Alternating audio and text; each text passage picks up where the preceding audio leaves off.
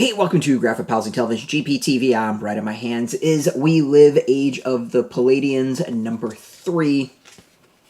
Fairly interesting issue. It is written by Inaki Miranda and Roy Miranda, with Inaki Miranda as the artist, Eva De La Cruz is the colorist, and Dave Sharpe is the letterer.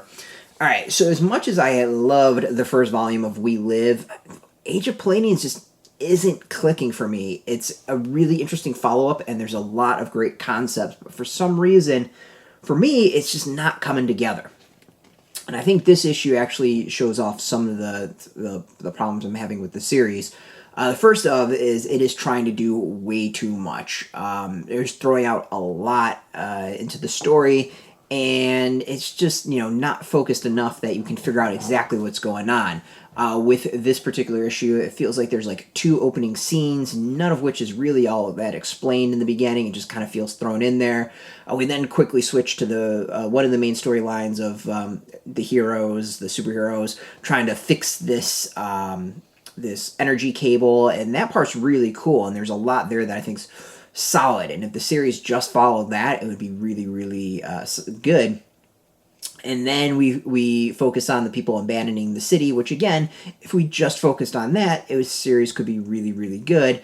And then it wraps up with this whole new X factor of villains that just kind of feels out of nowhere and something that hasn't really been explained or set up, and it just feels very odd. Again, cool villains, cool concept. It's just not given its due or time to like really build. It's possible this all comes together by the time this volume's done, but you got to go issue by issue when it comes to these reviews, and I don't know, it's not working for me, and I'm bummed because I loved the first volume so much.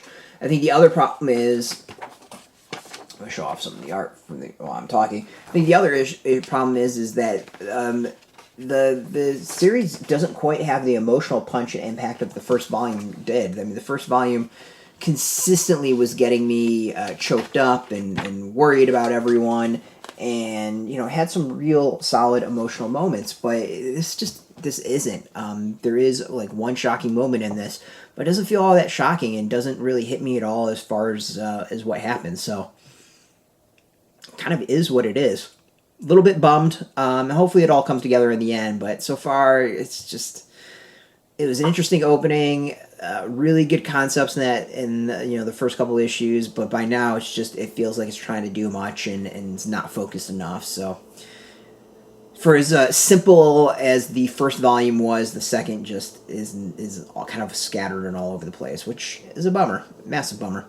If you've been looking forward to the series and this issue out now in comic shops, you can go get it. We got a link beneath this video. Put in your zip code. It'll tell if a shop's near you.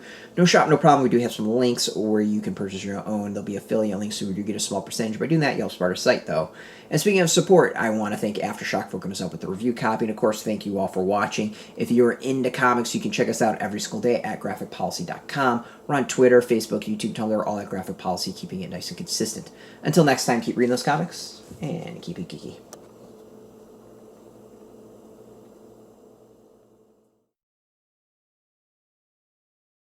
Hey, thanks for watching the previous video from Graphic Policy Television. Just by watching, you help support our site. Thank you so much. Now, if you're watching these videos, you probably care about geeky things like movies, television, comic books, toys, games, video games, you name it. You can go and subscribe right now to our YouTube channel to stay in touch and catch all the new videos, or check out our website at graphicpolicy.com. There's a nice link on this end of the video. But as always, thank you for watching. Keep on rocking and keep it geeky.